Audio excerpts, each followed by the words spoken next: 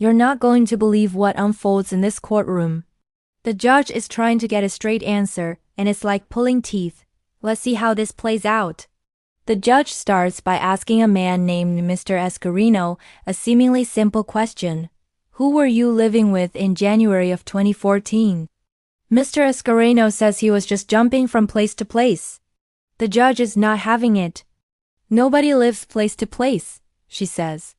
Where were you sleeping? He admits he was bouncing between friends' houses and sometimes staying with his pregnant girlfriend. The judge immediately picks up on that. So you were staying with her a lot, she presses.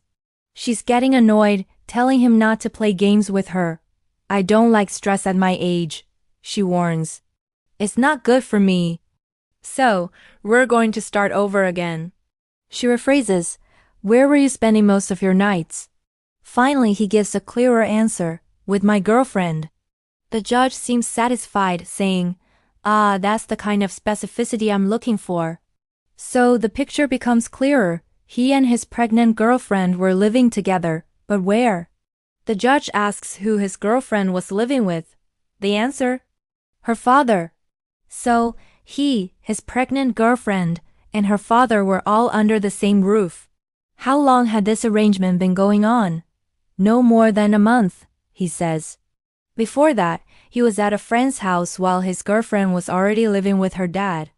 Now, the judge turns her attention to the girlfriend, Miss Ramos. She's 21 years old. The judge asks whose apartment it was that they were all living in. It was my apartment, Miss Ramos replies. She had leased it just the month before, in December of 2013. Before that, she had been living with her mother for about 5 years. During that time, her father was living with his own mother, her grandmother. This is getting complicated. The judge wants to know how the father ended up moving into his daughter's new one-bedroom apartment. Look at me, the judge insists. Sensing hesitation, it is not going to be any more pleasant for you because I am going to get to the bottom of this case. It's my joy to do that. It's what keeps my juices flowing. She demands to know what brought them all together under one roof. Miss Ramos explains that her father didn't want to live with his mother anymore. She told him that if he wasn't comfortable there, he was welcome to come live with her. A one-bedroom apartment. The judge is quick to ask the logical next question. How many bedrooms did you have? Miss Ramos confirms, just a one-bedroom. So where was everyone sleeping? In a surprising twist, Miss Ramos reveals, he had the bedroom to himself. Miss Ramos says she was in the living room with her boyfriend, Mr. Escarino. So, the pregnant 21-year-old gave her bedroom to her father and slept in the living room with her boyfriend. The judge circles back to Mr. Escarino. In January 2014, while living in this crowded apartment, what was he doing for work?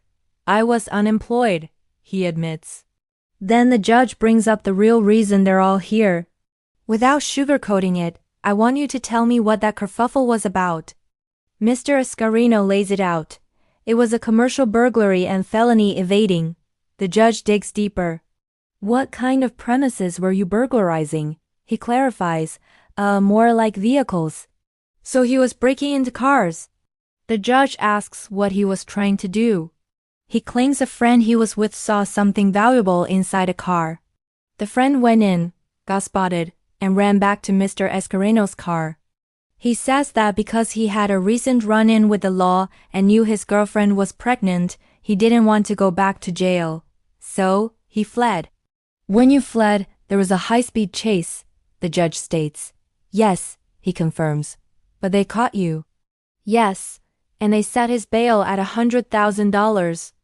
When the judge asks how much the bond cost to get out, he says he has no idea. They handled the paperwork and everything. I was not aware of the price. This case is a tangled web of lies, family drama, and bad decisions. You have to wonder what the judge will do next. Thanks for watching, and don't forget to follow for more incredible courtroom stories.